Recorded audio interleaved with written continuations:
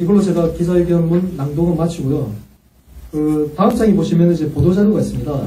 이게 정규제에서 4월 16일 날, 이제 제가 기독시민연대 사무총장도 같이 겸하고 있거든요. 이제 기독시민연대 사무총장으로서 제가 2010년도에 기독시민연대 카페에다가 해당 정규조 명단을 공개를 했었습니다. 네, 그걸 보고서 아마 제가 이번에 강원도 의원으로 출마를 한다고 하니까 아마 그래서 이쪽에서 이제 고소를 한 것 같아요. 그래서 지금 현재 이게 보도자료가 나와 있는데 이 보도자료가 언론에 배포됐는데 언론에서는 아무데도 이제 보도를 안 했더라고요.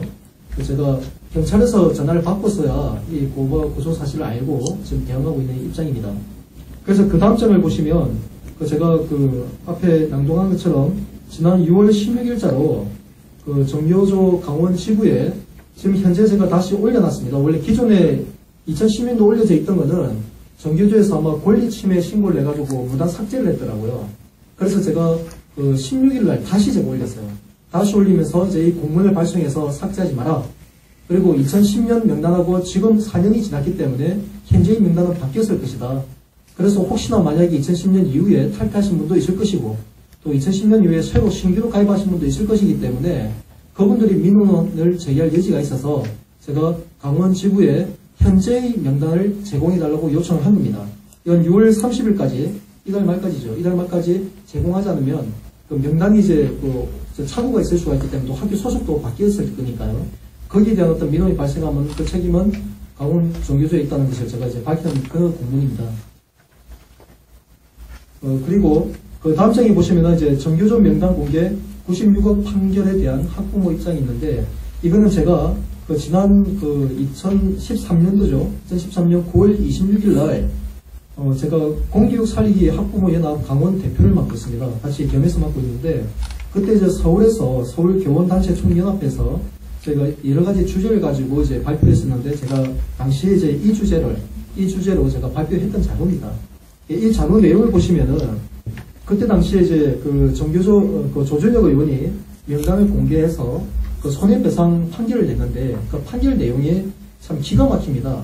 해당 판사가 아주 의도적으로 왜곡해서 판결을 했습니다. 보면은 이제 거기 정교조 명단 공개 96억 판결에 대한 학부모 입장 거기 보시면은 밑에 있습니다. 밑에 2번 가로 박스 두 번째 게 보면은 단결권의 침해라는 부분이 있습니다. 단결권의 침해라는 부분을 이제 판사가 그걸 보면서 헌법 제33조 제1항은 근로자 개인의 단결권만 아니라 단체 자체의 단결권을 보장하는 것으로 쭉 되어 있는데 여기서 보시면은 헌법 제33조 1항이라고 되어 있죠. 그런데 이거는 판사가 잘못 인용한 겁니다. 헌법 제33조 1항에 대해서 이제 단결권 침해에 대한 이제 보장하고 있는 건 이건 일반 근로자를 말하는 겁니다. 일반 근로자를 말하는 것이고요. 공무원의 경우는 2항을 적용하고 있어요. 2항. 그 다음 장을 보시면 대한민국 헌법에 나와 있죠. 제33조 1항은 일반 근로자 근로 조건의 향상을 위하여 자주적인 단결권, 단체 교섭권 및 단체 행동권을 가진다고 되어 있는데 2항을 보면은 공무원인 근로자는 법률이 정하는 자에 한하여 단결권, 단체 교섭권 및 단체 행동권을 가진다라고 명시되어 있습니다. 그러면 당연히 이때 당시에 법원에서 판결할 때는 이 헌법 제33조 2항을 가지고 판결했었어야죠. 왜? 교사는 공무원이거든요. 그런데 의도적으로 1항을 적용해가지고 유죄를 때려버린 거예요. 이게 판사도 심각한 문제가 있고, 판결 자체도 문제가 있습니다. 현재는 항소심이 진행 중인데, 그때 부당한 판결로 인해가지고 배상하라고 난 금액이 8,193명이 소송에 참여했는데, 1인당 10만원씩. 12사람 1인당 10만원씩 배상하라고 해가지고 전체 금액이 96억 되는 금액입니다. 근데 그 금액을 이제, 그게 이제 그분들이 한 40여일 정도 공개를 했었거든요. 40일 정도. 40일 공개했는데 이제 1인당 10만원씩 배상하라고 했는데, 저 같은 경우는 그때 2010년 5월 3일부터 지금까지 계속 공개했었으니까, 날짜로는 1513일을 공개했더라고요. 그냥 수치상으로 봤을 때, 저희도 아마 같은 판결 기준으로 내려진다면은 저는 아마 정교조 1인, 회원 1인당 378만 2,500원씩 내가 배상을 해요. 1인당. 그 사람이 이제 8,193명이니까 어마어마하겠죠. 한번 계산을 해보니까 309억이죠. 310억 정도. 310억을 저한테서 이제 손해배상을 받아갈 수 있는 그런 판결이었습니다. 지난번 이제 조정혁 의원한테 판결 내린 그 내용이 한마디로 미친 판결입니다.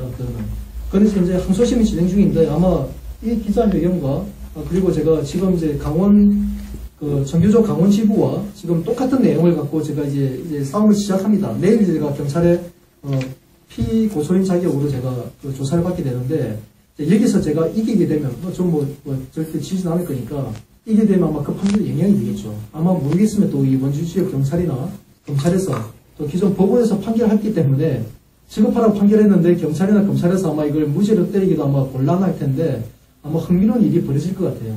이 부분에 대해서도 좀 계속적인 관심을 좀 가져주셨으면 하는 그런 바람입니다. 마지막 장에 보시면 우리 강원도 내 이제 초중 고교 정교조 가입률이 나와 있습니다. 학교 순인데 1위에서 300위까지 고등학교, 중학교, 초등학교 이제 단위로 나눠놨습니다. 원래 전체는 전국적으로 다 있는데 그 중에서 우리 강원도에 포함된 것만 제가 뽑아봤어요.